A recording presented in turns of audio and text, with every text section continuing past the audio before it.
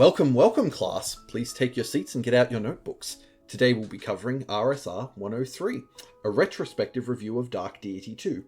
This review will contain heavy spoilers for the game's story and gameplay, so if you want to experience the game blind, please feel free to leave and come back when you are satisfied with what you have seen. This course will still be available to you when you return. Okay, now that everyone here is ready, eyes front, and pay attention, because yes, this will be on the test. Kurt, can you open up? Oh, it's unlocked. Please, come in. We're about to begin. If you're going to review this SRPG from Chip, then I want in. Sure, the more the merrier. I won't take no for an answer. People have... Wait, what? The more the merrier. Different perspectives are invaluable for analysis of mediums such as video games, so please, pull up a seat. Oh. Well, alright then. You know, I was expecting more of a fight because this is your review and... Look, this class is already pretty long. If we don't get started, we'll end up running longer than the assembly cut of Revenge of the Sith, and I think that's going to cut into everyone's lunch break, so... Okay, I'm in. Awesome. Then please, feel free to chime in whenever you'd like. I look forward to hearing your perspective. Now, where were we?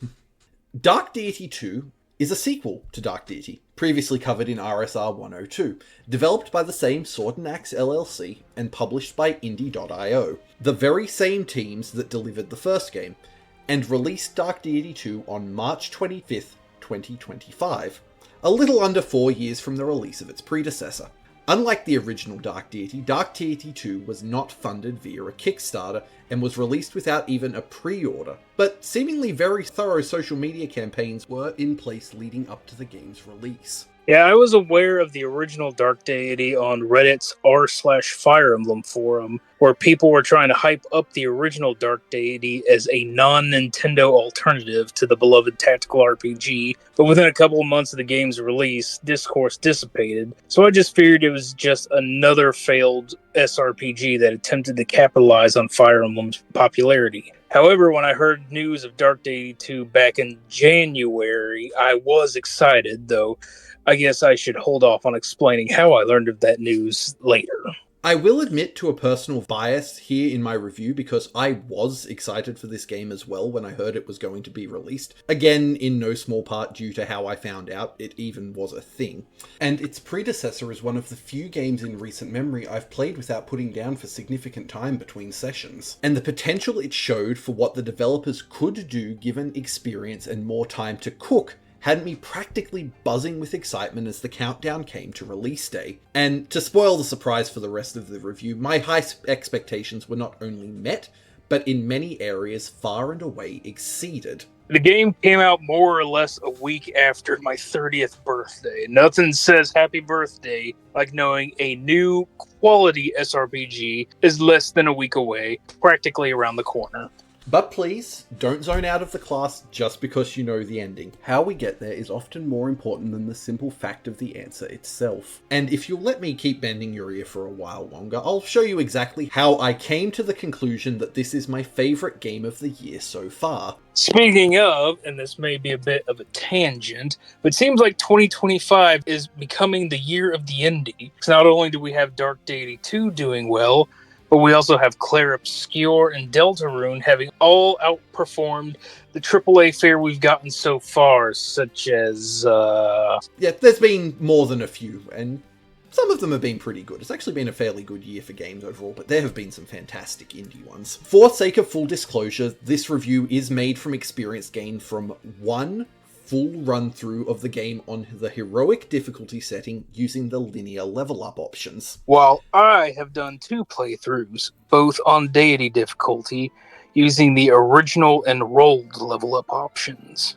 Whilst this isn't strictly the intended experience for either of us, because heroic with rolled levels is the expected configuration based on the game's own admissions, it was done with the intent to remove the chances of dice rolls at level ups overly helping or hindering me personally in any particular aspects of the game for the purposes of this review. I wanted to keep it as middle of the road as possible, the most average experience you could expect to find from the game, rather rather than perhaps having things skewed by having nothing but terrible or fantastic level ups. Plus, it's nice to have something like a linear level mode when the only other game that I can think of that offered something similar was the fixed mode that was in the Tellius Fire Emblem games, and this was implemented a lot better here than it was there, if you're asking me. To begin with, the story was by far the weakest part of the original Dark Deity. The characterizations were not fantastic, and gaping plot holes abounded. Thankfully, these issues have been fixed up here almost completely in the sequel.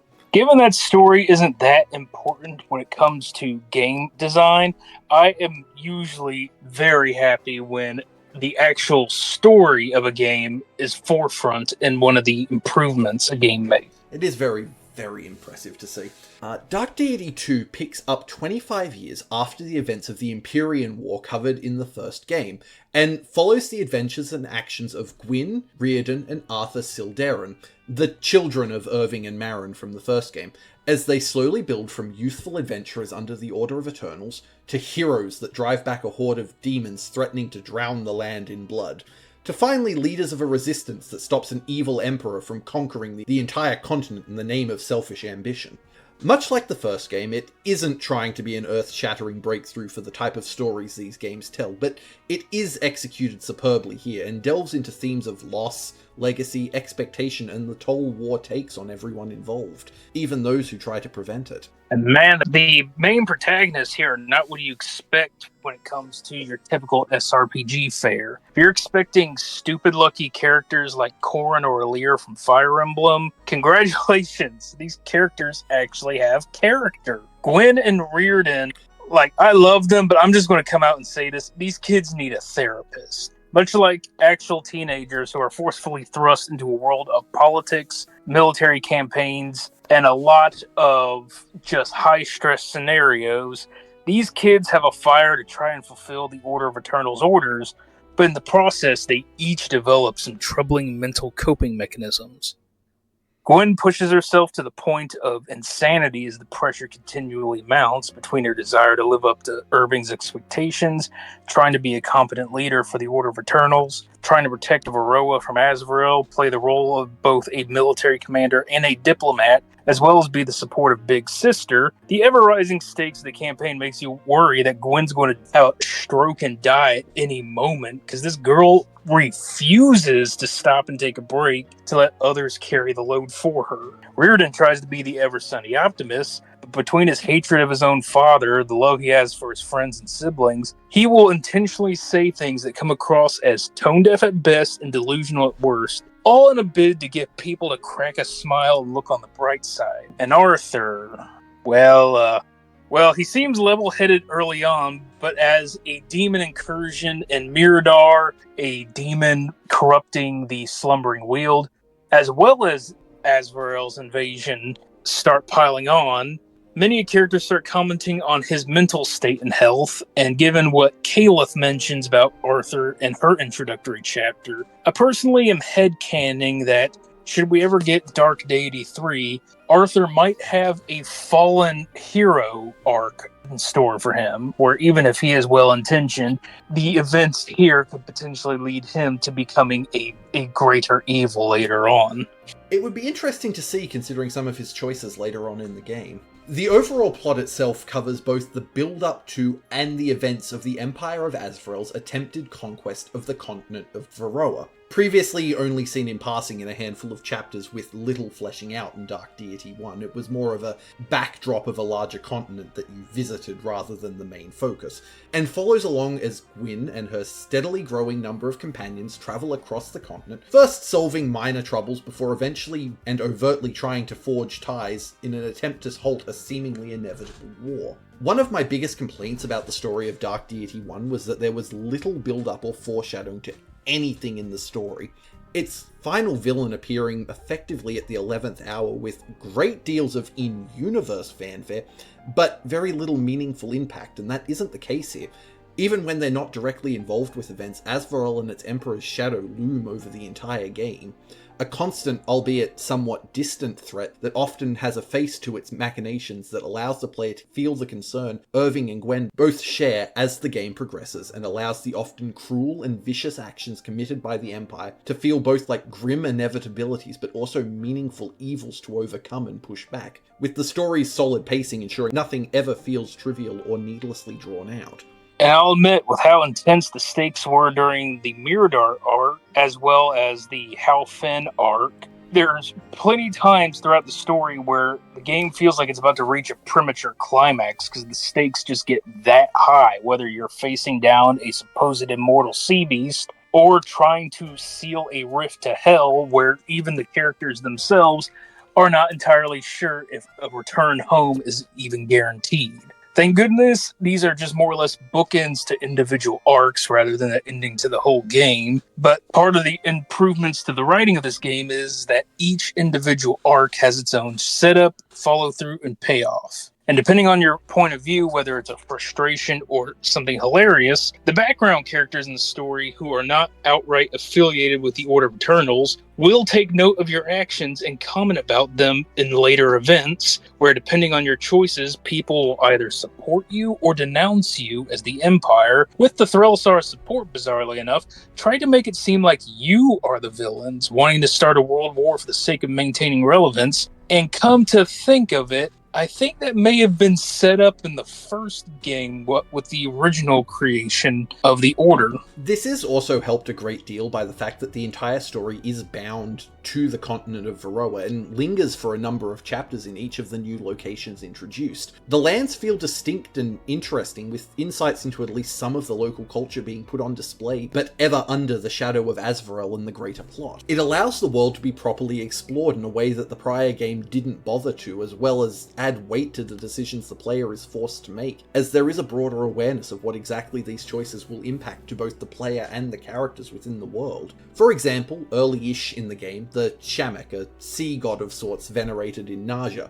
is enraged by actions taking place and is taken to attacking ships that are attempting to leave Naja for Greater Varroa. And the player is left with the choice of either trying to calm the Shamak's rage, potentially to the danger of further ships in the area, or attempt to slay them to bring safety to the Najan traders at the cost of trampling on centuries of the country's beliefs. Both have their merits in some way, but which one is right is ultimately up to the ethos of the player, and you will be called out on your choices either way. Indeed, and even the people who side with you will question it, as if you decide to slay the Shamak, Irving might give you some praise, but Arthur will outright point out that you hesitated a bit. But if you spare the Shamak, not only do the people of Halfin come to hate you, and it will bite you in the ass during the lands meet in Act 3, but Irving himself will show some disdain towards Gwen for having failed to gain Admiral Elena's support. And that brings us to how throughout the entirety of the first and much of the second act, everywhere you turn, an issue will arise that questions the power and authority of the Order of Eternals, and if the Empire isn't involved with it already, they will usually stick their noses in immediately afterward. Now, if this were any other story with a similar setup, you, the viewer or reader or player, would probably be shouting at the screen for the characters to pay attention and notice obvious maneuvering, and how some of the solutions and problems they come across will, in fact, be obvious Imperial maneuvering. But due to the way the drama is set up in the individual character moments, you kind of fall into the same headspace they do as you stop seeing the forest for the trees. The very first arc of the story, where Azrael tries to invade Gritania, you have 3 different factions to choose from to side with to liberate Gritania. And while each of these will have different effects later on during the lands meet in the third act, as well as the inevitable war with the Empire, regardless what you do, you'll eventually come across Mikhail, who will come out and threaten your life for interfering in political affairs that technically aren't your business. And then in the very next story arc, when you're having to deal with clannish disputes between the Kasaba and Kaba of the Slumbering Weald. Regardless of your choices of who you side with, Mikhail will pop right back up and point out that you've pretty much invaded the Empire, as due to some sort of technicality, the Weald is technically their border. And in Halfen, even though the Empire is technically your ally, having seen both sides of how Chapter 12 goes down, I can assure you, they are not the most helpful of allies. If you assist them, they will be knocked out early on in the fight with the Shamek. And if you turn against them, after only a couple of turns, they will flee the battlefield to save their own skins. Initially, they have nothing to do with the demon uprising in Miradar, given that the cutscene at the start of the arc shows Princess Kira chatting with King Imran. I can only assume that she had something to do with that demon uprising. But then the game sort of later explains it was Aya's fault, but since Aya had that artifact that Kira gave Imran when the rift opened, I think the game is pretty much saying the Empire was involved. And it just goes so wrong for everybody when you get to the Landsmeet in Act 3. From what I understand, the game more or less spells out that Emran wanted some sort of artifact from the demons in the Abyss, which is what you end up destroying in First's Tower, which is the option I took when in the demon world, and he was scheming with Kira to get it back to whatever end he wanted it for. I smashed it to bits and left it, so I can't tell you exactly what he wanted it for or what he would have done if we had have given it to him, but there was more character building in that than the first game gave at all, actually. And all around, a brilliant and consistent characterization helps to keep the individual party members feel grounded in the setting around them as well. Everyone has their own quirks, traits and flaws that are both shown and explored throughout the run of the game. There's even a handful of dialogues that you can trigger mid-battle by making certain characters face off against particular bosses to deepen these betrayals. This was something I actually complained about for being lacking in the first game. No one talks to each other. The Sildarin trio, as you would imagine, get most of the love during the campaign's run.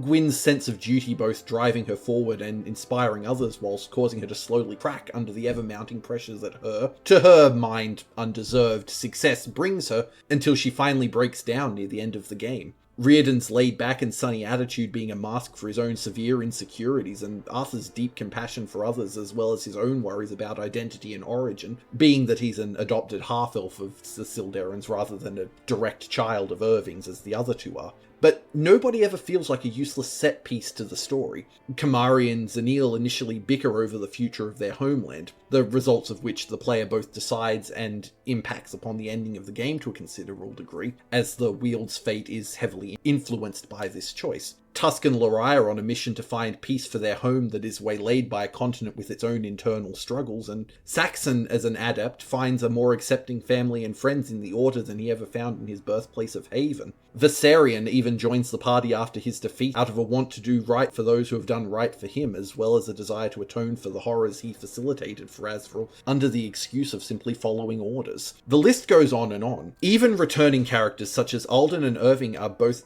better developed characters. Irving is a proper, if straightforward leader who's trying to do the right thing no matter how much he doesn't like it and it costs him, and Alden has grown into a cool, protective uncle to the party. Both are haunted and shaped by the events of the first game and their exposures to the horrors of war at such a young age. There's more than one debate between the two as to why the party, which is, like most SRPGs, consisting primarily of young adults, needs to be involved in the brewing conflict, and the fact that it even needs to be done, it's noted that that doesn't necessarily make it right. We are living in a post-Pokemon world where everyone just assumes it's fine for RPG protags to be between the ages of 10 and 14. Dark Deity II actually examines why people going on a life-changing adventure before they finish their mental development can actually have negative effects on their mental state. I remember commenting that the start of Dark Deity 1 feels a lot like a fantasy reimagining of All Quiet on the Western Front. Dark Deity 2 pretty much is All Quiet on the Western Front, but with fantasy dressing.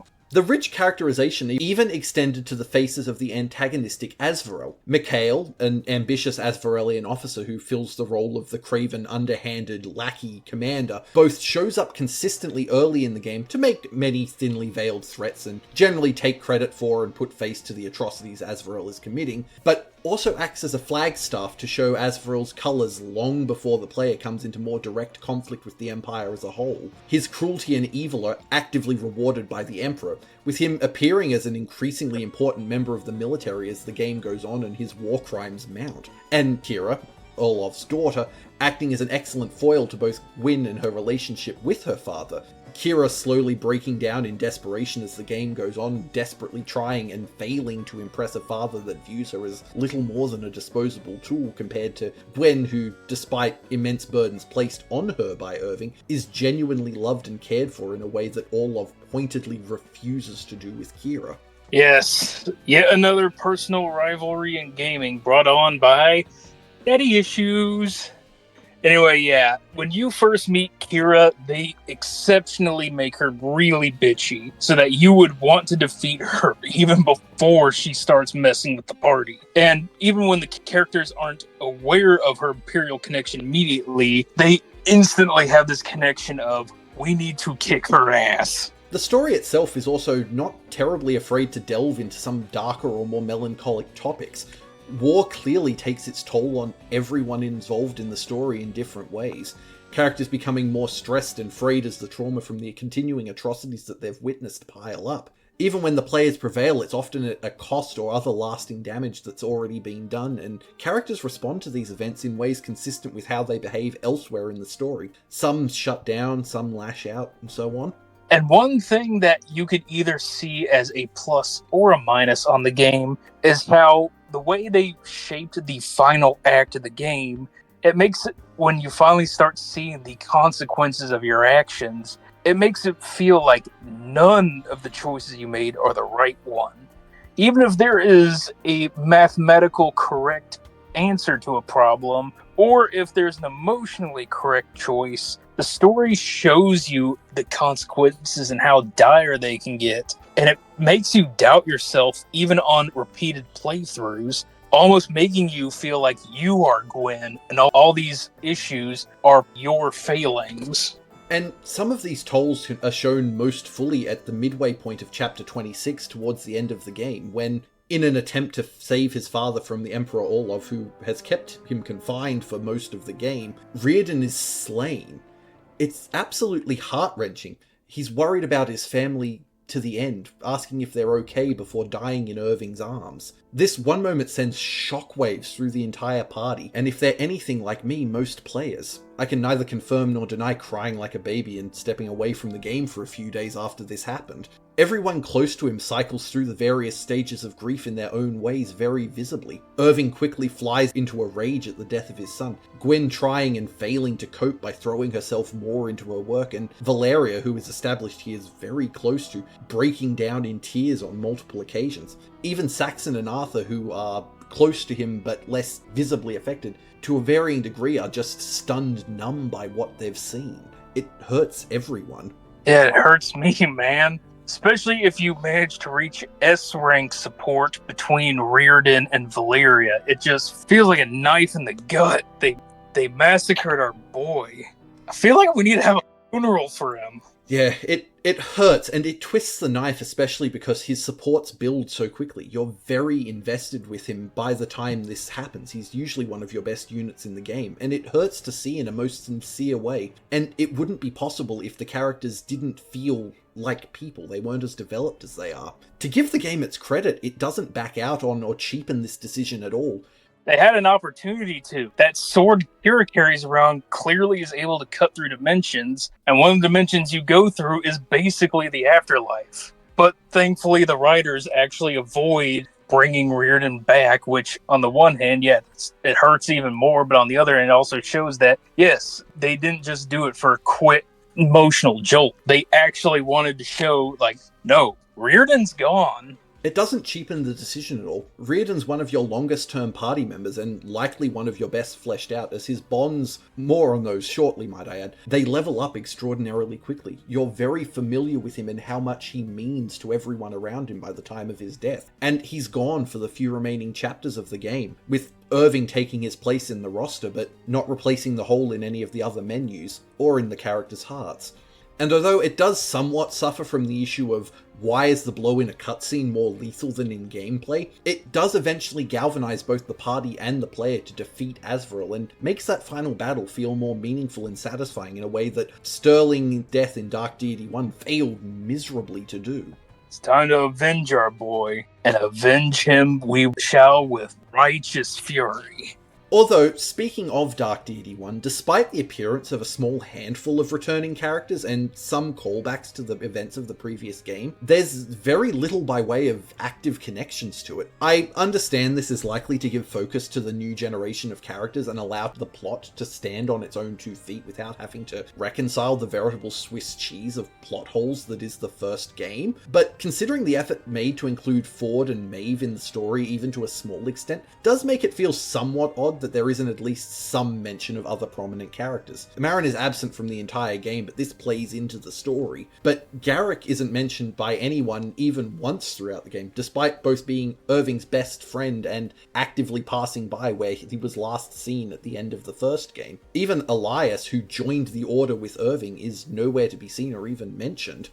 There's a scene in Act 3 where the party has to go through a tunnel to get back to Britannia as quick as possible, and I'm fairly certain they mention it being dwarvish or something, which I would figure that would be a good opportunity for Garrick to make a return, and he didn't. Not to mention, when you finally get reunited with Ford and Hal Finn, all he really does is just give you a boat. He doesn't really have any reason to be there other than it's a sailing town. Of course, we have to bring the old pirate back. It isn't a huge problem, as what little throwbacks there are handled rather tastefully, and if you haven't played the first game, it's not going to detract from your experiences, but it does help the story feel a little bit more complete and cohesive. It's just somewhat odd what they chose to include and what they didn't. Yeah, I guess it would be distracting if everybody made a comeback, though I am shocked that of all the characters who could make a comeback, Ren makes a bizarre comeback in the form of a voiceover cameo near the end of the first act when you recruit Eve. Maybe it was a matter of getting VAs to reprise their roles. The only major negative, quote-unquote, that I can point out for the story is that Emperor Orlov himself is somewhat lacking as a character. His shadow looms large over the entire story as a cruel tyrant, bent on bringing the entire continent back under his rightful, in his opinion, thumb, and his ambitions set the continent ablaze, literally in some cases. But when you encounter him face to face finally, he's very underwhelming. An angry, bitter, but powerful old man who's so fixated on his quest to win that he would see his own daughter killed to protect himself and his vision, his place in history. It's almost pathetic, and it makes Kira, the more active and directly antagonistic force for much of the game, seem almost sad in that increasing desperation to please them, to be seen as worthwhile by someone who will say to her face that she's nothing more than a tool that he will gladly discard when it fails. Perhaps that's the point. Both Kira and Gwyn spend the entire game's run trying to live up to the expectations set for them by themselves or others, and where Gwyn receives care and support despite exceeding every challenge put before her, Kira is punished and ridiculed by the same person she seeks approval from while struggling under the weight of ever-growing demands, or at best is treated with indifference when she does succeed. And everyone can see this going on except for Kira herself, even when laid plain in front of her. But that is often the tragedy of these sorts of situations in the real world too. It's very much a daughter trying to impress her father, who doesn't really care much for herself, which is a familiar arc if you've lived that sort of life, but also if you've seen media that depicts that. In fact, one example I can think of off the top of my head would be Azula and Ozai in Avatar. However, that was also built up over a couple of years between the scene of Iroh telling Zuko's backstory in Season 1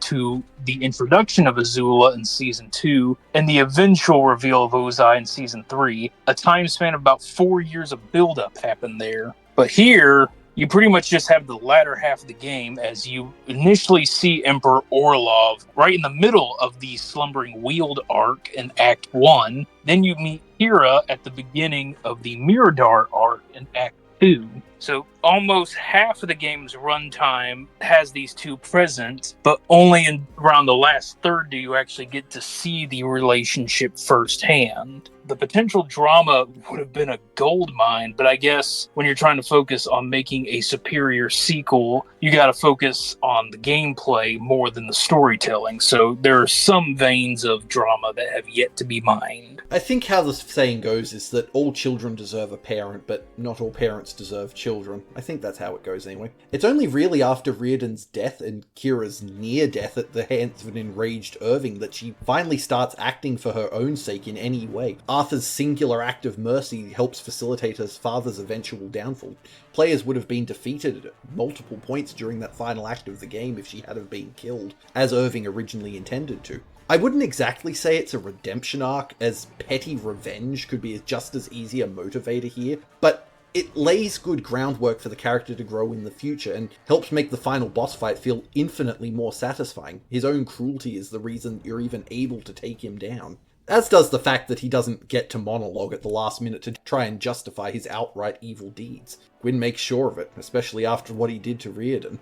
I think the thought process going into not giving him a final monologue is similar to how Square handled Kefka in Final Fantasy VI. The idea that you don't need a monologue, the final battle itself is your monologue. Not that it stops him from trying at least a little bit. As a last note, the bond system from the previous game has returned and been revamped considerably, both mechanically and story-wise. The bond conversations themselves are no longer tied to the progression of the story to unlock. This does mean that the events of the little cutscenes are more or less completely disconnected from the events of the game at large, which can be a little jarring if you leave certain characters until late into the game to progress, as the tone can somewhat clash between the events of the bonds and the greater story going on around them. But they're also no longer necessary to understand the character's motivations or behaviors. Everyone gets a strong characterization within the confines of the main story itself, with the bonds serving more to flesh out everyone or explain some of the whys of their personalities rather than the whats. Meaning if you really wanted to, you could skip the dialogue entirely and still not have to wonder about why certain endings played out the way they did, like was the case with the first game, where Sia and Garrick leaving together only really made sense if you completed their entire bond tree. Overall, even the weakest of the bonds here are on par with the best of the first game, and more than a few are genuinely movingly written. Reardon has nothing but fantastic bond trees, which really does just go to twist the knife all the more when he dies. I suppose as a side effect of there only being 4 trees per character now, they have put more effort into each of them.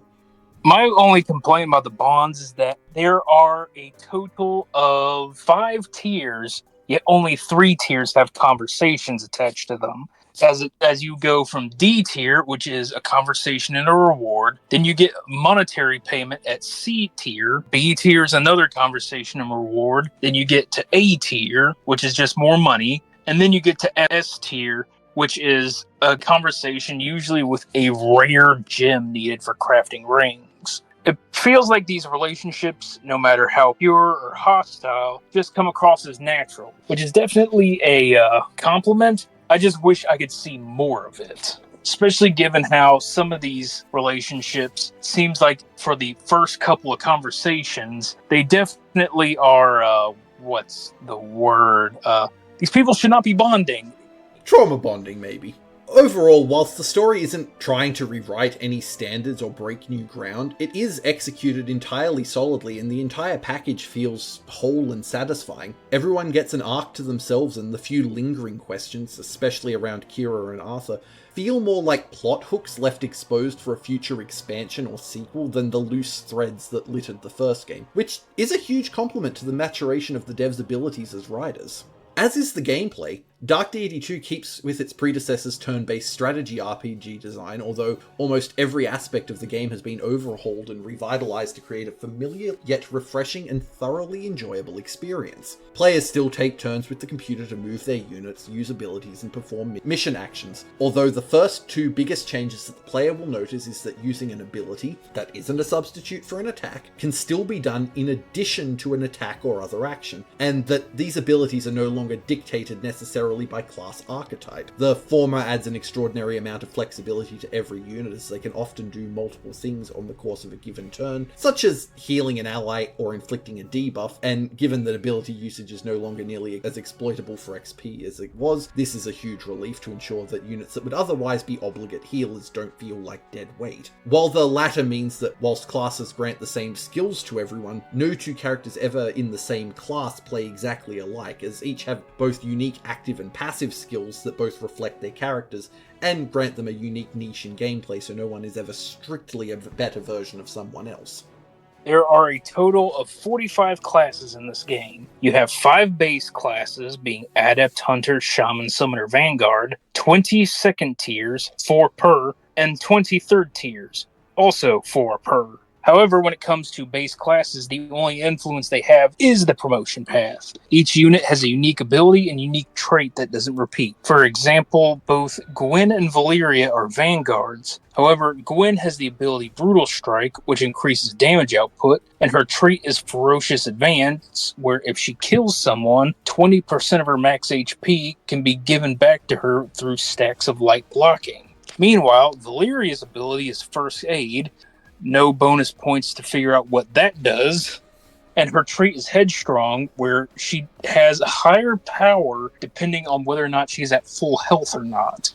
The abilities themselves have also been revamped, being broken into 3 broad categories: red for offensive abilities, green for buffs, debuffs and healing, and blue for various utility and miscellaneous effects, as well as costing a new resource, mana, that is generated at the start of every turn to use. This also makes it easy to see what utility a unit has at a glance. So characters like Gwen, Arthur, and Saxon are clearly made to be more offensive. Cassandra, Valeria, and Benji are more defensive.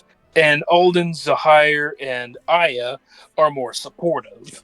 The abilities themselves also almost all scale off of a unit's mastery stat, something that was criminally underutilized in the previous game, and are all capable of being upgraded twice from a selection of 4 possible upgrades unique to each ability, using items called essences that you collect throughout the game and can be spent on abilities to allow the player to freely select an upgrade to give to it, with no penalty for changes to upgrades selected if you decide to give an open slot to something else once it's already been unlocked for the ability using the essence, allowing players to tailor specific effects to a given mission or strategy. Some are more generically useful than others, such as the heavy reduction in mana cost, but all feel viable in different circumstances and depending on how the player wants to play. Want Gwen to incorporate self-healing in her attacks? Add Vampirism to her Brutal Strike. Want Cassandra to heal allies better?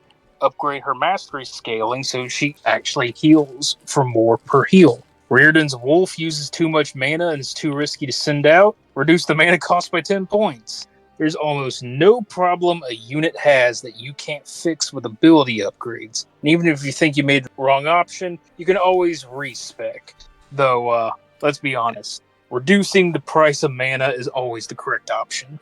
Oh, almost always, so long as it doesn't reduce the capacity for the ability itself. Some of them do that. To tie into this, the class system has also been changed from the first game quite significantly. Promotions now no longer occur automatically when a unit reaches a certain level, and instead require both a level threshold to be met and an item, either an astral coin or ingot, to be spent to change the unit into the class, and has been split into 5 trees with 4 promotions each. Conveniently, 1 for each of your starting characters, and exactly the amount that you're given over the course of a game.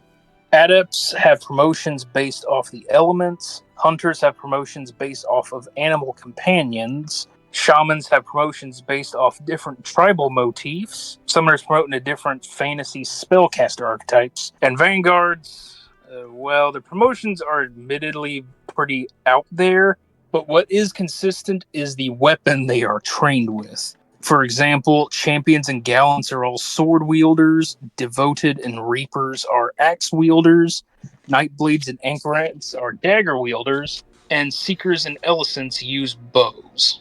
The game's 20 playable characters, technically 21, are 10 less than the previous game, but as noted, this has the benefit of better storytelling, and you still can't miss anyone. provide and seem to encourage the ability for you to have one of each class over the course of the game, a fact reinforced by the fact that all but your starting characters are pre-promoted and have no class overlap with one another, which helps with ensuring everyone does feel unique. And the classes have a fair amount of variety between them, even within the different branches of the same base class, as both abilities, stat spread, and even weapon options are rarely too similar.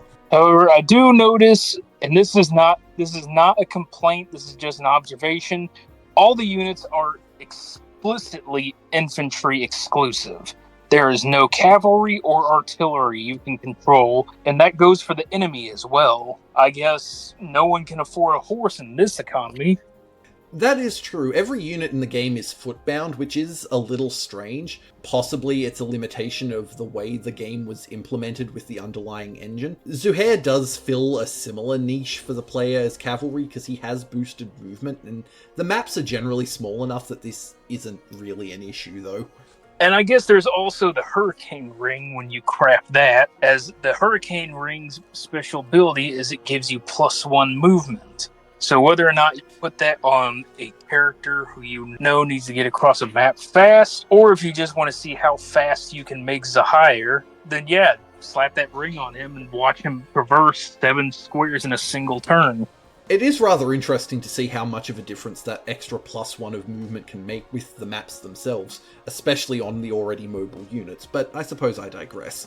The encouragement to keep class singletons does, however, mean you can accidentally double up with your starting cast if you aren't careful or pre-warned, and you won't know until after committing your, in some cases, considerable resources. This largely isn't a concern as there are plenty of spare astral coins. Technically you only really need 5, but you have access to several dozen, most likely to allow you to experiment and to change classes to suit the needs of a given level. But given that your last 2 characters don't join until after you're likely to have started getting tier 3 units, you may have to reclass the fresh recruits if you want one of everyone as seems to be intended, as the astral ingots that you need to change to 3rd tier classes are in far shorter supply. Yeah, I noticed that in my late game playthroughs, I had about a dozen astral coins that I hadn't spent left in my inventory, but I was always desperate for more astral ingots. They are absurdly expensive, and I think only bosses drop them in the last handful of maps. You only have, I think it's 2 additional? Like, you get 22 at most over the course of the game, and you have 20 characters. You can't really be shuffling them around in the 3rd tiers all that much.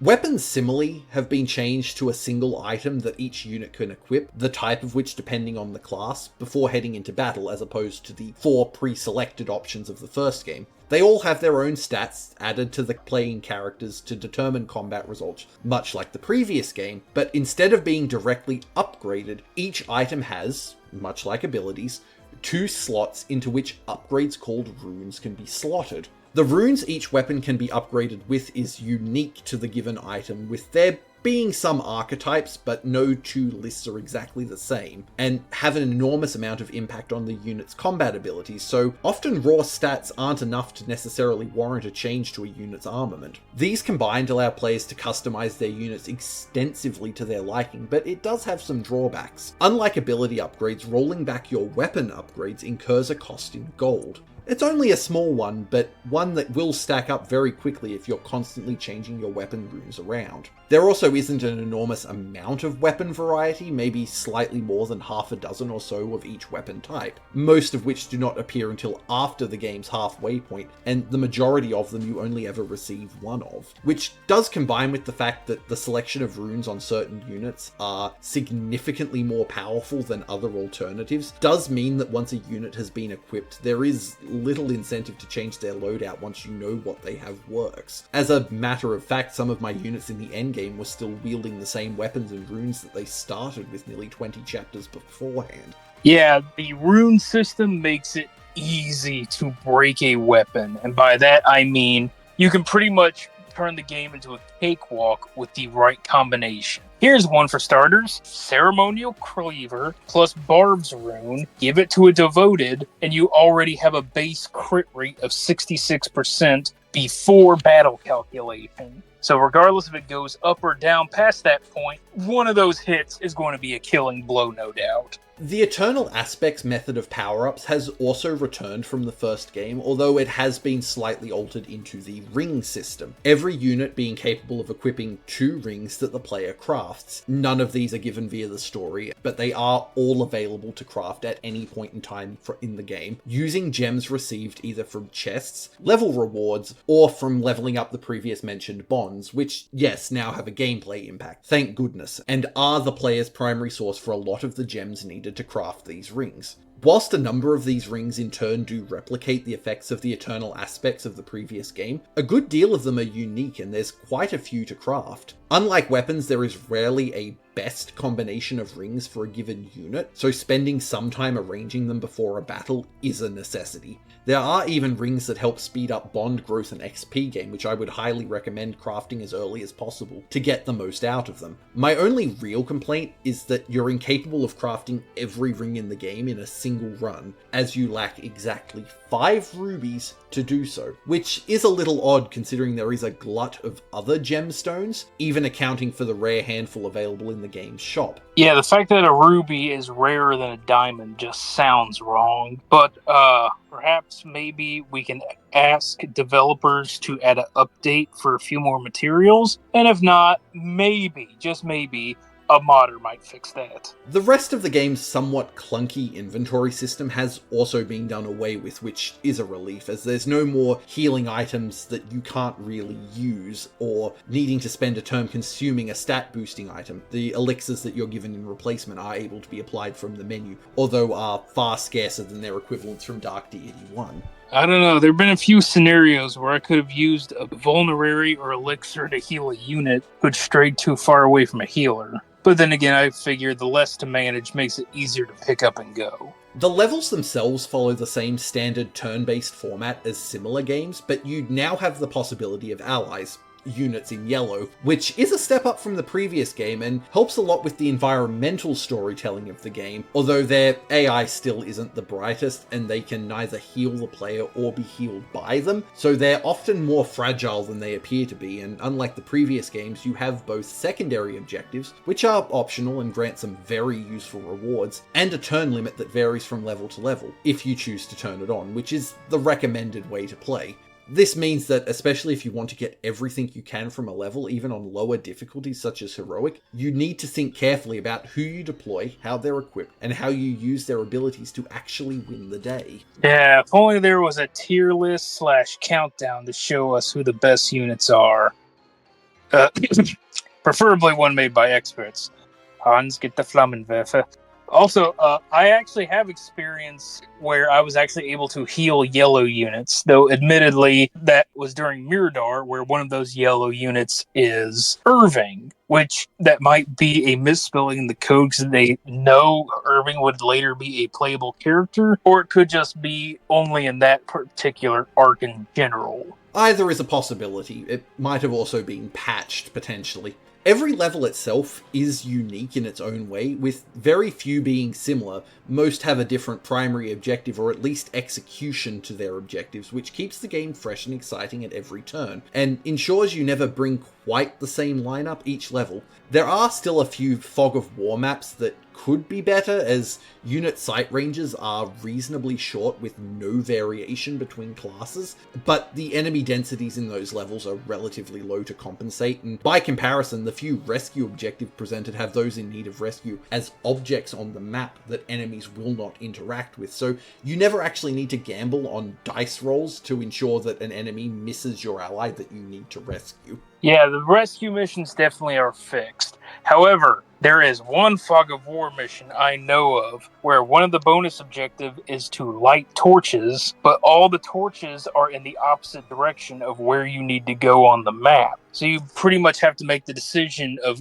either guaranteeing a convoy's safety or going for the 100%. And frankly, I would have preferred if they gave certain units a passive here. Like, if you have a Seeker or a Cutthroat, they could have increased visibility in Fog of War. But I guess that's just complaining about not making it easier. In general, the game is balanced extraordinarily fairly, with encouraging a fairly proactive approach to levels, but also ensuring it never feels like the rocket tag that the prior game could devolve into at its later stages, which makes it far more enjoyable right up until the last. The final boss fight, while structured similarly, is actually executed far better. Although it should be noted some levels are made far easier by stacking the status effects that have been introduced with the game, an RPG staple lacking from the first, like you're playing Shin Megami Tensei, as they take effect immediately on application, and so striking an enemy in a way that causes them to become, say, stunned or blinded, or simply stacking buffs into an unstoppable juggernaut snowball for a single attack can drastically sway the battle in some cases. But this never really takes away from the fact that you need to think about your unit's placement and ability use to win the day, especially if you want everything a level has to offer. Oh, sorry, I was distracted. I was thinking if Dark Deity could have a potential crossover with Atlas. Can't be worse than when Fire Emblem collabed with Shin Megami Tensei. To be fair, I don't think Tokyo Mirage was that bad, censorship issues aside, but I do think that would be cool. Dark Deity with Devil Survivor would go pretty hard, as perhaps unlikely as it would be. Yeah, wishful thinking.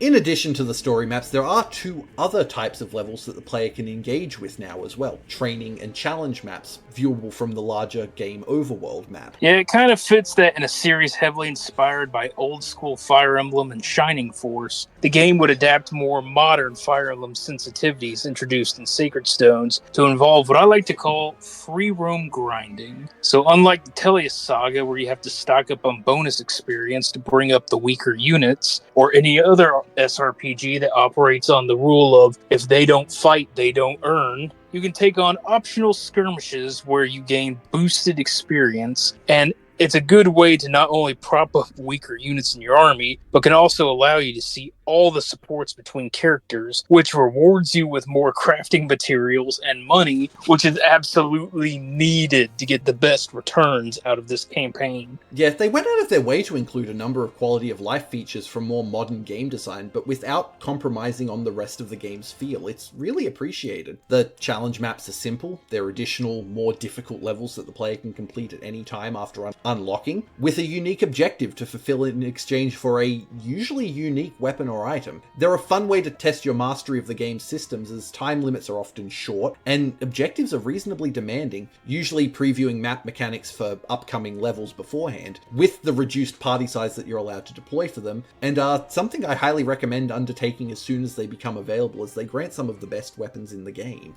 But be warned, in the late game, the challenges are unforgiving and unfair. There's gardening, where you're surrounded on all sides of the enemy, and your only chance of victory is within a set amount of turns to pluck weeds from all the grass terrain on an otherwise urban map. And then there is navigation, which is starting to become more and more infamous the more people play this game, as you are outnumbered 7-1, and you have to navigate a hedge maze within 8 turns, while 3 whole lanes of the map are untraversable due to automated ballistas that will fire the second you stop a unit in their line of fire. And there are some challenges out there that are so hard that you might have to do what I did and completely reset your playthrough just to properly spec your characters. Like, did you make Saxon a Gale instead of a monk? Congratulations, he's now useless. Oh, what's that? You actually need Howron? Apparently his healing skills are better than Cassandra and Valeria? Oh, great. We're being forced to play with the worst unit in the game. On the one hand, it also means no one can be permabenched, so that's a plus Dark Deity has over Fire Emblem. But on the other hand, it does feel like you have to baby your entire army to make sure they're all on the same page, which can lead to min-maxing. It is rather true that some of the late game challenges can be, well, challenging, even on the heroic difficulty that I played on, but it should be worth noting that even unoptimized, like I was, the challenges are still able to be completed deathless on that setting. Deity and Demonic demand a lot more from the player, so you need to be a little bit more careful there. Yeah, because if Gwen dies in the challenge, it counts as a game over, even though the pop-up menu before your first challenges says, if you failed the challenge, you go back to the main menu, but you can't play the challenge again. Training maps, by comparison, are for grinding, both bonds and levels, and they cost gold to take part in, a fixed 1,000 throughout the game, and offer enemies of a level relative to the story mission completed prior. This allows units not deployed or otherwise underleveled to be brought up to par with their peers. They're not super difficult, and they don't really have a time limit, so they're good opportunities to grind up bond points as you're going, since you need to defeat every enemy on the map to proceed anyway. A good piece of advice is to get in at least one training map between story missions, as it can help keep certain units off the bench. Despite having unlimited access to these, in addition to the cost, which can be offset by abusing Zanil's ability to gain gold from her kills, the XP fall-off from being higher level than your opponent very quickly means that you fall in line with the game's expected level curve, keeping the games challenging but fair, maxing out at around level 40 to 41 for the final few levels, so you can't really over-level yourself with them. By the time you're in the final act, you'll already have a dedicated squad, so the bench will be plenty warm with units. I mean, who brings Howard on the endgame, am I right? I kid. Or am I?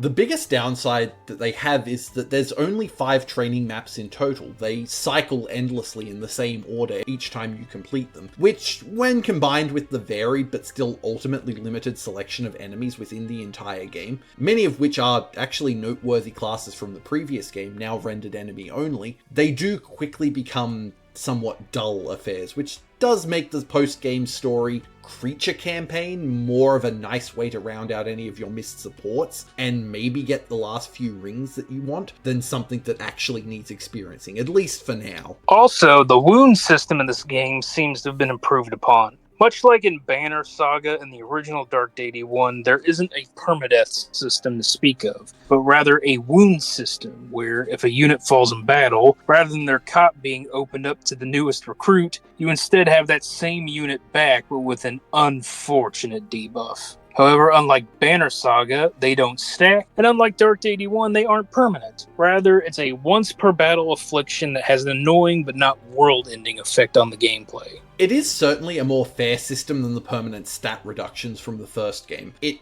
feels like you have the option to continue after a loss, but still suffer some consequences for a misstep in your tactics. I do think somewhat humorously though, because the debuffs are only applied at the start of a small number of battles following their infliction, deploying a unit to training missions means that if you have the gold spare, you can use those training missions to act as a rehab for them. Or in Aya's case with her Demon Blood ability, getting KO'd and debuffs can actually sometimes be of benefit to her, which is somewhat amusing.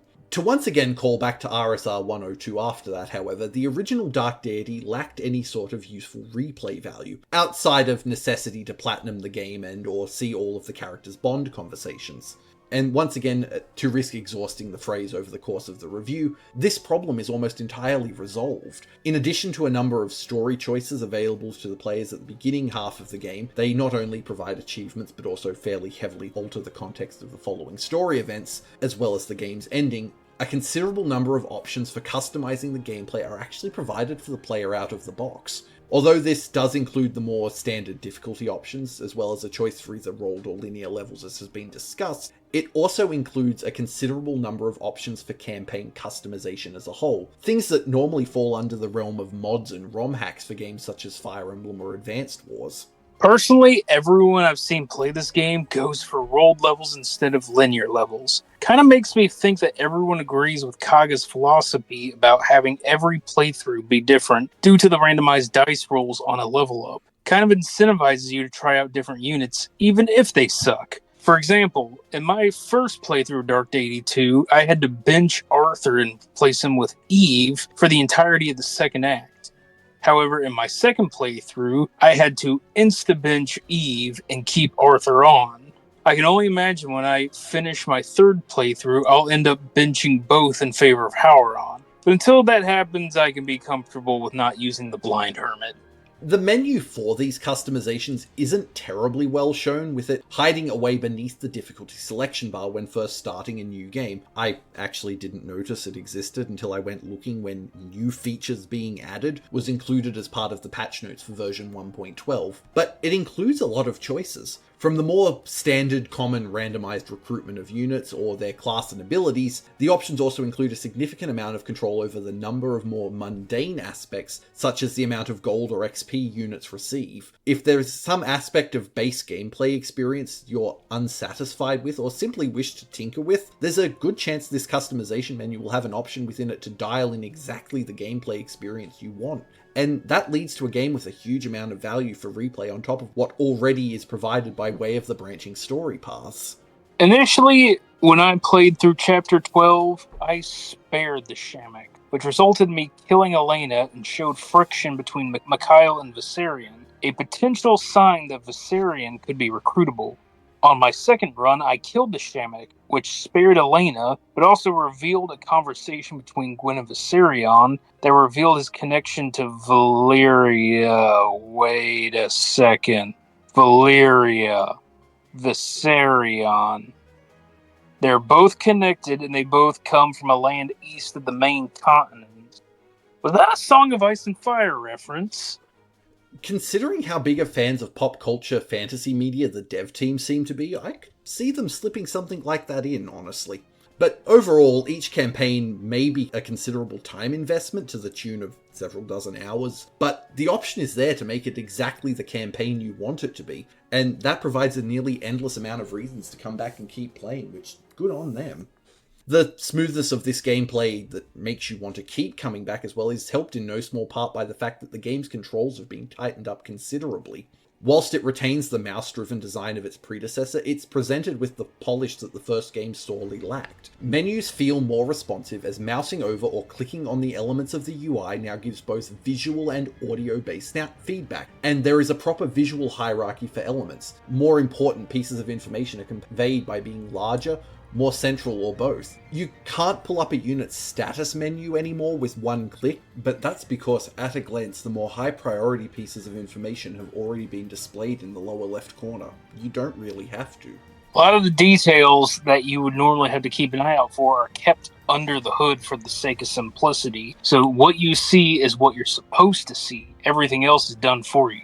And it does this while maintaining the clean and uncluttered vibe from the first game, albeit with a lot more stylistic flair. Everything feels part of the same game now rather than bolted on default sets of menu assets. Everything even displays correctly now. Things like status effects being correctly and automatically accounted for in the battle UI and forecast, for example. It's the small things with this, you know? When I first played the game, I was confused on how the stacks worked, but I was able to tell when the status was in effect by seeing the icon that shows up on the unit. But now, on additional playthroughs, I actually have a better understanding of how the stacks work. For the most part, exact details are shown if you cursor over the unit, but the actual relationship between the severity and the end effect aren't exactly consistent, but you can see it at any rate. Even the visual novel-style cutscenes have been improved, with multiple actors now able to properly overlay on top of one another and fade in and out of the background more effectively to convey who is actively talking, with options to auto-advance dialogue as voice lines are completed to keep the cadence of the superb voice acting turned on by default, but toggleable with a single click or keystroke if desired, although some functions you could complete in the previous game with the keyboard have now been solely relegated to mouse use on desktop.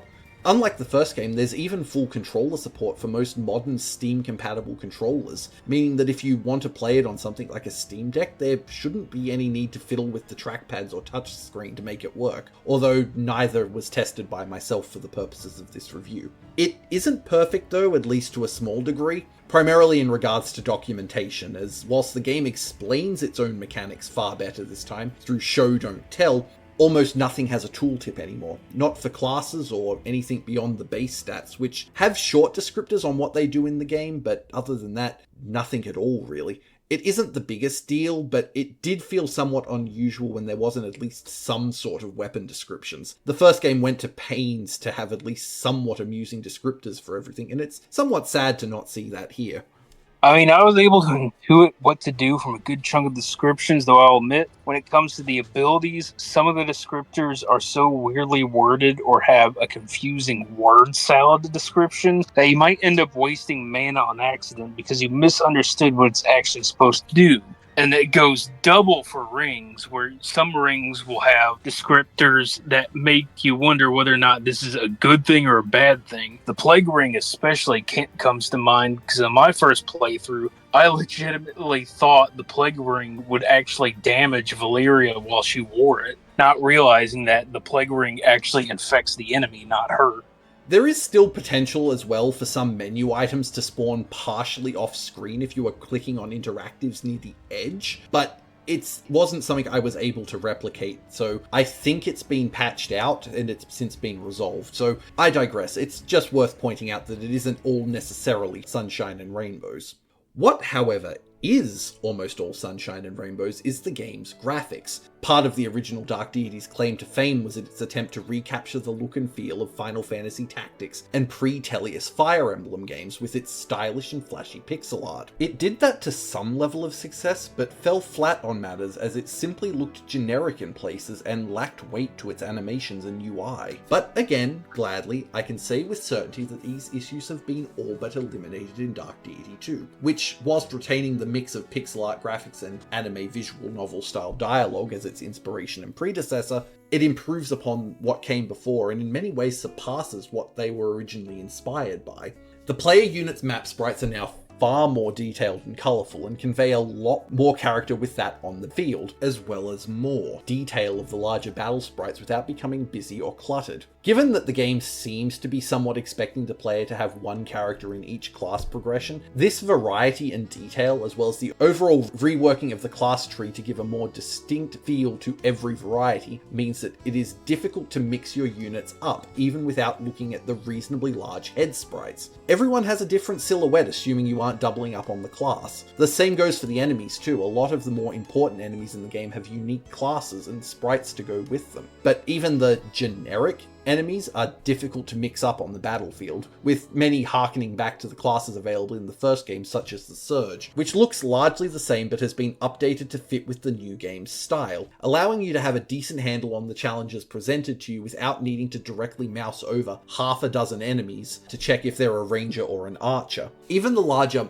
monster sprites for characters such as the Shamak are handled far better than the dragon in the first game, with the larger sprite area being used to animate the water interacting with the god's large limbs in a pleasing way as it moved. Some of the monsters, such as the Cerberus or the two demon lords the player fights, do start to push up against the size limit of the map tiles, but only if you're really squinting to look for issues. There's even some proper thought out palette swaps for things like undead or demonic enemies that are far more pleasing to look at than the way the undead were handled before with simple blind color swaps. Shades look noticeably gray and have green glowing eyes, while the demons just have red skin. However, if you're playing as a necromancer, whenever you summon a soldier, they legitimately look skeletal. And when you crit or do a regular attack with the necromancer, you get an even more detailed look at just how skeletal these units are. And while the actual animation is copied, the skeletons in that animation are actually different, which goes to show they actually took into account the idea that you are raising multiple dead bodies at once. The maps themselves have also received quite the glow-up, no longer feeling like the runtime package assets from a game creation tool. Instead, what is presented is a fresh, unique, and highly polished array of maps that give a distinct character to each level the player finds themselves in. I just wish we had more unique terrain squares, but then again, I guess as long as the map itself doesn't look copy-pasted, it works. The maps themselves seem to be somewhat disconnected from the game grid placed over the top of them, which, each feeling like a custom-made image, split into layers that the game is sandwiched between. Although likely a considerable amount of work and a small detriment, as this prevents easy visual recognition for gameplay affecting elements the way a unified tile set would, it does allow for some stunning and verily thoroughly decorated set pieces in levels, or even just to allow different feels between the different levels. Naja's streets and alleyways ways feel grimy, dim, and borderline industrial compared to the warmer and more airy town maps set in the more rural Britannia. Or even just allowing the flora in different parts of Varroa to be distinct. The trees growing in the Weald look and feel very different to the towering spruces and pines in the tundra of the expanse further north, in a way that couldn't be achieved by simply making a variety that was the same tree sprite repeated over and over again in a slightly different colour, and I cannot give it enough credit for that. Or the fact that colours aren't so saturated on levels with water now that it made my eyes bleed, as was the case in the first game. I prefer some more diverse environments for the battles, such as a jungle or swamp map,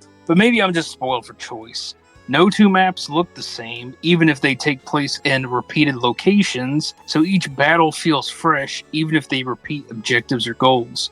I mean, for one instance, in the Abyss, 2 missions back-to-back copy and paste the objective, but they keep it fresh by changing up the mechanics, such as in the second mission when you have to make rift bridges and purify shrines on top of breaking idols. Similarly, the visual novel-style portraits used for cutscenes and bonds have been polished up quite well. The generic-ish anime style is still present, but characters have far more personality to them that more than makes up for it. Everyone has a distinctive silhouette again down to their posing and are adorned with extra little details that give them charm. And the Sildarin siblings especially get special treatment for this, as you would expect. Both Gwyn and Reardon have the two-tone hair colour of their father, with a primary black streaked through with their more natural colour, I suppose by anime standards, both tying clearly to who they're related to, but also setting them to stand out from the others. Their brother Arthur even wears a cloak or cape coloured in purple, where his siblings have ones made of red and blue respectively. Many of the designs share a similar attention to these small details, and it makes sure everyone feels interesting.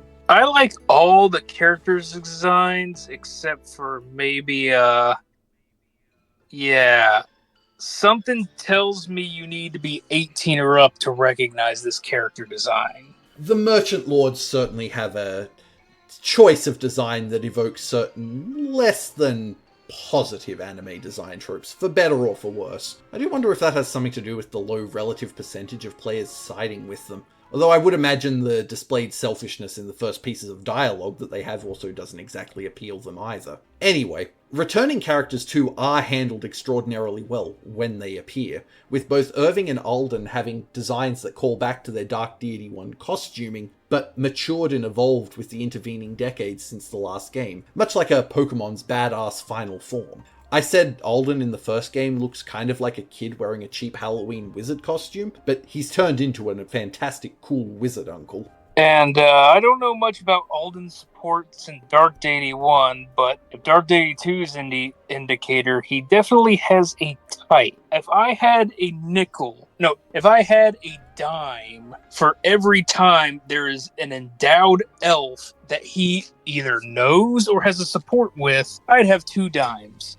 Which isn't a lot, but it's weird that it's happened twice, and in rapid succession, too.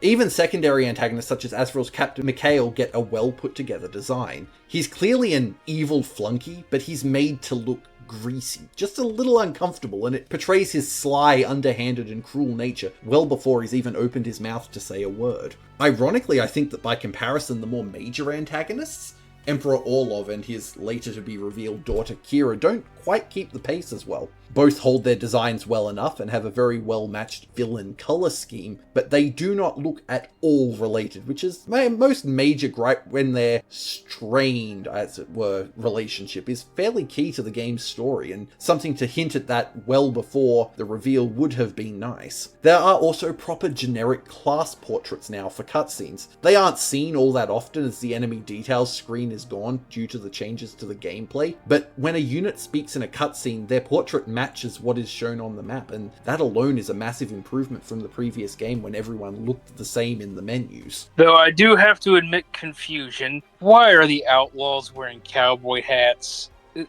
Was that a pun? It is, and one that's carried over from the previous game as well. I think they just like the cowboy look. But moving on. I have saved the best for last, however, and that is the battle sprites. One of the things most fondly remembered about the game's Dark Deity II draws inspiration from. And to cut straight to the point, they're one of the game's best parts about the presentation. Sprites are large, detailed, and move exceedingly smoothly, players and enemies alike. Capes flow, armor shifts and clanks as their wearers move, and everything has a proper sense of weight and impact to it that was sorely lacking in the first game. The smooth motion and meaty impacts are especially impressive considering how few actual frames of animation there are when the footage is slowed down. The blurs and flashes, which, as a warning, the game flashes a lot in combat, so maybe it's something you want to turn off if you're sensitive to sudden, rapid, bright lights. They do a lot of work to imply far more motion than what is actually shown, and some of the concepts especially are super cool. The third tier classes you gain towards the end of the game go harder than they should. The Tempest, the game's equivalent of a Swordmaster, has a lightsaber made out of wind, and that is pretty cool on its own. It looks cool, but I've seen the community post on Steam, and people have words about the Tempest. A few of the classes like the Reaper and the Ritualist also feel quite unique in that I haven't really seen thematic equivalents elsewhere, even if gameplay niches are matched. It might be a little edgy, but I can say I haven't ever seen a strategy RPG character where the weapon you give them is actually used on themselves to inflict damage to the enemy, rather than on the enemy directly. Shout out to you, Kamari, as a ritualist. Also, hunter companions seem to indicate some sort of animal rarity, as most are promotion-based, but personal abilities give each a unique pet. Reardon has a wolf, Zanil has a capuchin monkey, Eve has a cobra, and Tusk has a motherfucking crocodile, but they're all exclusive to them. But meanwhile, once they promote, they have access to animals such as hyenas, lions, giant toads, orangutans, wyverns, hawks, and bears. So I guess all those are common, but like, God, when was the last time you've seen a wolf in this game? There are also more than a few unique enemy classes, primarily held by prominent antagonists to the story as a whole, and all of them easily match the standard set by the other classes, even the generic enemy-only ones, which does add a nice touch to make the fight feel special. Seeing first a somewhat poorly named demon lord you encounter at roughly the game's halfway point, towering over even your largest units for their fight, or the cloud of black smoke that the previously mentioned Mikhail apparates from adds to the feeling that each character is designed to exude. And the detail to the animation actually extends down to sexual dimorphism, as if you have two characters who are the same class, they will actually have different animation speeds and frames depending on whether or not the character is male or female. Or at least in terms of playable classes. As most of the enemy classes are unplayable, this could be a shallow note to make. Special shout out goes to Cassandra and Mashal as a ritualist and Gale respectively, or just the funny image of Benji trying to be a Nightblade. I do have some small criticisms though, primarily related to how some of the portraits don't quite match the classes their associated characters are slotted into. Largely they match up quite closely, especially for characters that come pre-promoted, but a few such as Viserion don't quite match up with what they start as. He looks to be in fairly heavy armor, but starts the game as a devoted in the Reaper class line, which is very lightly armored and fairly nimble. And Aya, who's depicted in fairly loose-fitting and light clothes, starts out as a warlock in heavy, all-concealing, baggy wizard robes. It's not a huge deal, but it was a noticeable disconnect in design that I had to get used to some extent. And one or two of the designs do still feel a little dialed in, at least for the portraits. The Narjan Navy Admiral very much looks like a generic RPG pirate, which is a shame because when you fight her when you're trying to save the Shamak, she has a spectacular gun-toting animation you don't see anywhere else. King Emron as well as Emperor Orlov himself also still look like fairly generic RPG fantasy kings. Although Emron has a smug and condescending air to him, and at least Orlov has the good graces to look the part of an evil emperor, which is far more than can be said from King Varric in the previous game. King Emron's attacks remind me of the Geomancer class, but taken to another level. I'm honestly surprised I was able to beat Emron after just 2 attempts, because he has a ton of abilities that makes him feel like he is actively cheating when he fights you. The fact that these are specific names to a small handful of examples, however, is something that can be taken to the game's credit. In the previous game, this was everyone that was suffering from these problems. That it's one or two and only very minorly at that, I think that's to the game's credit. Of less noteworthy but equally pleasant improvements are those pertaining to the game's music. Much like the non-battle artwork, Dark Deity 1's soundtrack and sound effects felt very stock fantasy. Everything felt like it could have been found in the first half a dozen tracks presented within an RPG Maker runtime package, despite apparently consisting of 50 individual tracks and variations composed specifically for the game by the developer's music team. Which isn't to say any of it sounded bad or misfitting, it was just something that I quickly tuned out after the first couple of chapters, as most of the variation had run dry to my ears by then. Yeah, I can't be buggered to remember any of Dark Deity's songs. They sound so, well, you just said it yourself, it sounds so generic. It's kind of hard to criticize it that much, because what is there to criticize? By comparison, I wouldn't say that Dark Deity II has a grand, sweeping soundtrack that might be found in something like the Star Wars prequels or the Lord of the Rings trilogy by Peter Jackson, but it is far and away better than the background noise that was tuned out in the first game, not least because of the improvement in variety. A lot of it does still feel somewhat generic, and there are some repetitions in places such as menus and the support conversations, especially towards the end of the game, but the 48 tracks included, according to the official soundtrack released alongside the game, all feel unique and distinctive and no longer just match the world as a whole, but have a decent amount of personalization to the location they're played in. The bright, swelling music played in the grand, sweeping halls of Caliban's fortress is far and away from the somber and melancholic tones playing amidst the smouldering ruins of the Weald towards the end of the game, or even what is played while travelling the seas in Naja.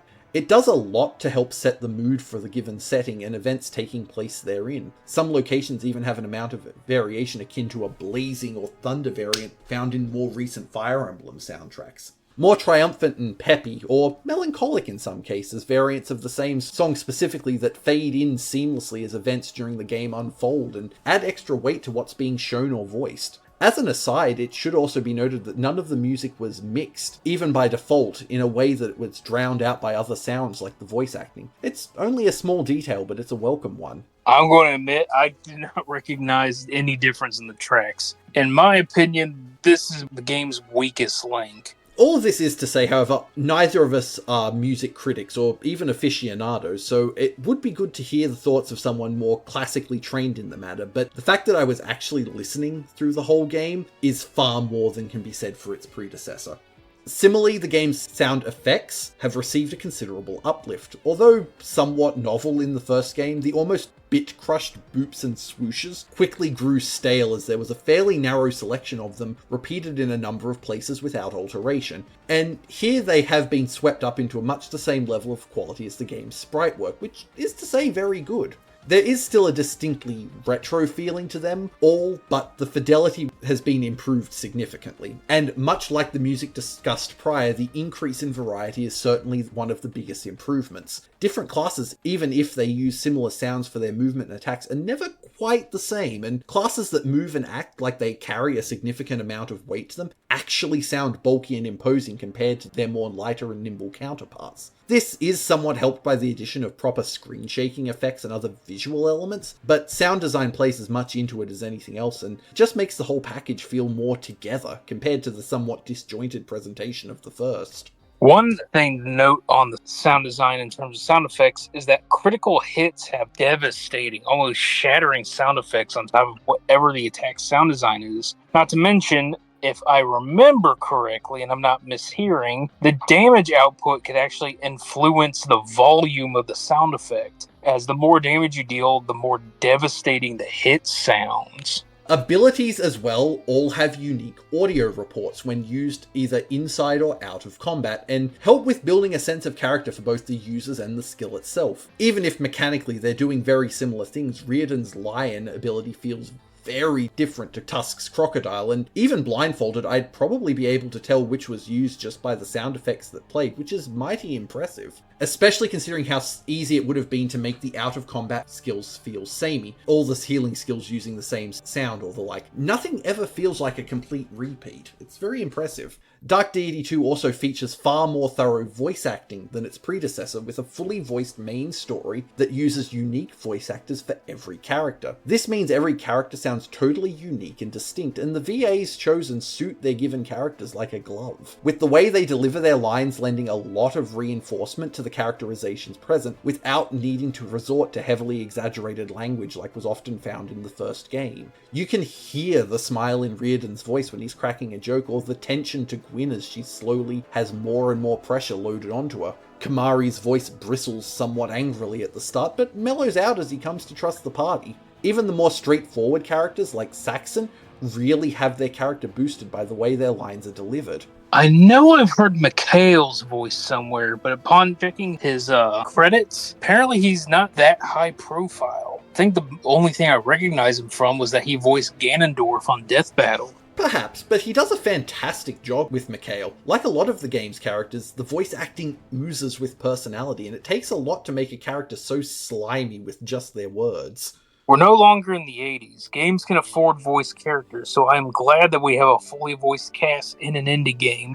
Nothing makes me shake my head like a game with a voice cast and yet the main character is silent, or worse, when they talk when you aren't controlling them, but as soon as they come into your control, they go silent. This does, however, have the quote-unquote downside that the more emotional story beats really, really stab you in the gut.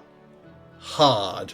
And stay there, twisting the knife for a long time because the character's pain bleeds through the performances given by those voicing them. I find it hard to imagine that there weren't at least one of the voice actors nearly in tears in the recording booth after some of the late game heart wrenches.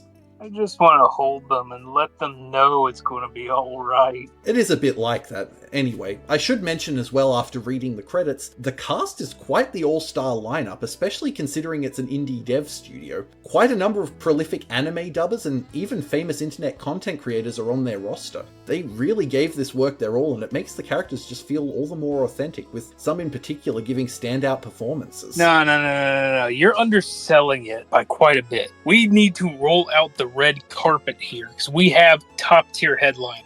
The game's voice director, Molly Zhang, also has a few roles in the game itself as a random sellsword in Chapter 2, as well as the voice of Maeve when she comes back in the story. And before this, she actually was in Honkai Star Rail and the Apothecary Diaries. Reardon's voiced by the same person who voiced Soul Evans in Soul Eater. I think Gwyn has the biggest name voice actress in the whole cast, as Elizabeth Maxwell voices her, who has done Amir from Attack on Titan, Albedo from Overlord, Nikki from Camp, and General Petrine from Fire Emblem Heroes, just to name a few. But I think attention and respect has to be given to Valeria, voiced by the one, the only, Cottontail VA. Very true. Valeria's voice work is some of my favourite in the game, and she takes Reardon's death quite hard, arguably harder than her siblings. The way that grief is expressed really twists the knife in your stomach, and it just wouldn't be quite possible if Cotton hadn't put the absolutely fantastic work into her voice lines that she did. Boy, what did he mean to you?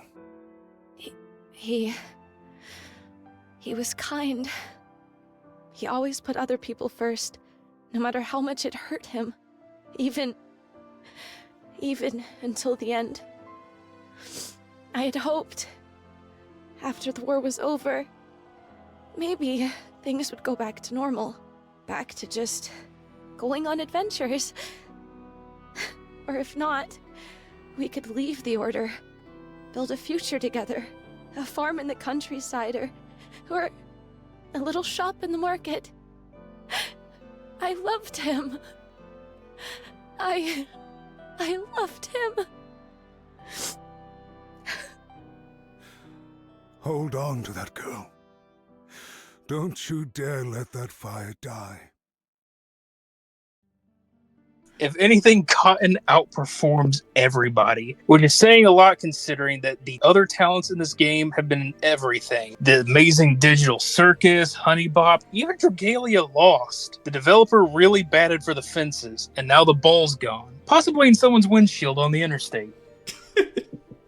My only real complaint is that there isn't more of it. With the dialogue for the Bond conversations being entirely unvoiced, it's somewhat of a shame, but I can understand why, given how much of the dialogue that would be to record that may never be heard. I think if that's what I really need to be doing to dock marks here, I think that's a big point in the game's favour. Perhaps it was a budgetary restraint. If so, we should let this be a lesson for indie devs. Save up your money, because we want to make sure there's no line of dialogue that goes unvoiced. It's also far and away to the game's credit that its overall stability is fantastic, even on day one. You see this, Bethesda? This is how you release a game. The studious in the class who attended RSR 102 will remember that I made a mention of the fact that the first game in places felt like it was held together by duct tape and dreams, with a number of irritating cosmetic bugs as well as a handful of game-breaking issues and glitches that didn't end the world for the game, but made it far less refined an experience than perhaps it should have been considering the number of patches the game received post-launch. In fact, one of the reasons I've avoided the original Dark Deity is because everyone told me about the jank and bugs. And it just makes me all the more depressed that that's the game that got the console release. Now, none of that is present here in the slightest with the sequel. Right out of the box, everything just worked in a way that would make many AAA games with billion-dollar budgets and teams with triple-digit body counts blush. I don't know what Dark Deity II's budget was, but the fact that it worked out the gate in comparison to a Bethesda or a Konami or even a Square or Sony game speaks volumes. I mean, seriously, it's been a long time since I've played a game out the door without any glitches, bugs, or crashes, for the most part, but I'll get back to that. It felt smooth, with no visible jank or weirdness to be seen. Every button does what it says it does. All the abilities are properly labelled and function correctly. No more no effect or suddenly deciding that they won't work because the unit hasn't moved yet that turn. And the game never crashed once, which it almost feels a shame to say isn't to be expected in this day and age on release. The fact that the game has had a dozen small patches in the nearly 3 months since its release does tell me that not everything was perfect from the get-go, but these things were sorted so fast I didn't see most of what it was that they were supposed to be fixing before they were patched. I did, early in the game's cycle, encounter an issue with a singular, specific cutscene where it would stall out if you tried to play it through with the auto-continue feature, and you just had to manually input a mouse click to progress it past that point, but a patch that came out not 2 days after I discovered the issue seemingly resolved the issue, and I never encountered it again. There was also an issue, again early on, where after a chapter was cleared and the overworld menu was returned, the background music would simply cease playing instead of looping like it was supposed to. Not even exiting the game and loading fixed that issue, but again, a patch fixed it. The game's stability was something I was concerned about, given the predecessor's track record, but the clear attention to detail, as with many other parts of the game, with the QA and bug fixing that would have been required to achieve this, as well as the ongoing commitment to improvement, was a very pleasant surprise. For the most part. I have this game installed on both my desktop and my laptop, and I noticed that my desktop, which has been with me since 2022, has noticeable hiccups. Sometimes the music will cut out, and other times it'll just crash at random. However, when I play it on my laptop, which was originally released in 2011, it runs fine without any of those issues. So mileage may vary depending on your rig more than anything. That is rather curious. I wonder if it's an issue with storage or RAM. Possibly something to give a once-over later. Right. As one final note, there was a demo that has since been delisted and deactivated, despite having it still installed on my computer. Attempting to launch it results in a no license found error from Steam, containing the first 4 full levels of the game as a teaser and hype builder, and was released in early December of the year prior. I can only speculate, but given the size of the demo's install, it may well have contained more of the game's final content than the 4 levels, which may have been the reason it was delisted, lest someone find a way to break out of the demo into the larger game, since it seemed to be reasonably feature complete. The demo itself was a subject of a small-scale contest to win a free copy of the game on launch for whoever could beat the 4 chapters contained within in the fewest number of turns. A winner for the contest was likely announced on social media, however my lack of account on such platforms means that I have no way of determining if it did and who it was without some manner of external assistance. I also want to point out, in a strategy guide that me and the professor were working on for this game, we initially started work on it with the demo. But one of the differences between the demo and the final game is that the AI behaves different, which could be a sign that the AI is either smarter or dumber depending on which difficulty, which also resulted in us having to pretty much rewrite the entire beginning of the guide almost from the ground up. I do find the demo's removal somewhat disappointing, as it was an almost perfect taste test of everything the game has to offer for players to try before sinking the money into a purchase of the full release. It's not expensive, especially compared to what AAA releases are going for nowadays, but it could still be prohibitive for some. Hopefully a new demo will be made available to bridge the gap for potential players who may be on the fence, but I digress. Yeah, you can't share the link to give people a free sample. So if you're trying to get your friends into this game, they're either going to have to shell out the cash, or you're going to have to lend them your machine to test it themselves. I originally concluded my Dark Deity review by saying that despite my harsh criticism of it, that its developers clearly had the passion and the vision to create something truly magnificent, given the time to properly polish their skills and final product, and Dark Deity II is a proof positive of this thesis. Where the first game felt like an enjoyable but overdeveloped university final project, rough edges and all, its sequel feels like a finished and, more importantly, well-polished game that is well and truly worth its asking price, and far more if you snagged it for its launch day introductory price. Almost everything from the story, presentation, gameplay to just the overall cohesion is not only a far and away improvement from the first game, but also a shining example of one of the best indie day one experiences I've had in quite a while. Nothing felt rushed, and the few criticisms I had of it are all as much a matter of taste as anything objective. Even the handful of minor issues I encountered were very quickly patched out post-launch and are no longer a concern. Just like its predecessor, I finished my day job genuinely excited to continue my progress night on night with Dark Deity II, even though it took significantly longer than its predecessor at nearly 70 hours for a single run, which is to its credit, as more than a few games released in the last few years have felt more than a little flat for me, and I've walked away from them after not even a tenth of that time. As such, my final grades for the game are as follows. With a final overall grade of A-, which I would say is quite a commendable score. Who knows, considering that Balatro was a contender for Game of the Year last year, maybe this game might get an honourable mention. The dialogue box that introduces the post-game did mention that there will be more things to come from Sword and Axe, so count me excited and primed to see what they have when it's announced. Successful projects like this make me want to learn programming so I can get my own game ideas off the ground. Between a Sierra-inspired JRPG to my own SRPG, I want to turn some of those scripts into actual games people can enjoy. What a dream. And a wonderful dream to have. But until then, and when we meet for our next class, I hope you all have a wonderful day, and class dismissed. Thank you for that, Otto. I enjoyed your insights on the game. It's interesting how different the gameplay experiences can be, even when changing something as small as a difficulty setting. Indeed. And it's about time I came out of my bunker and started doing collabs outside of the literary world. In fact, I've been working on something Dark Deity II related, but I don't think it'd work as well if I did it on my own. Would you and your students, if they'd so kindly like, follow me to our closest Cosmo-Jaeger training ground? Of course, I'd only be too happy to What's a Cosmo-Jaeger? Oh, never you mind that. I'll take us there. Grab your arming swords and drink your elixirs, because we're going to see who makes the cut for the ideal party. Very well then, lead the way. Although I'm definitely going to be asking more questions when I get there, okay? Okay.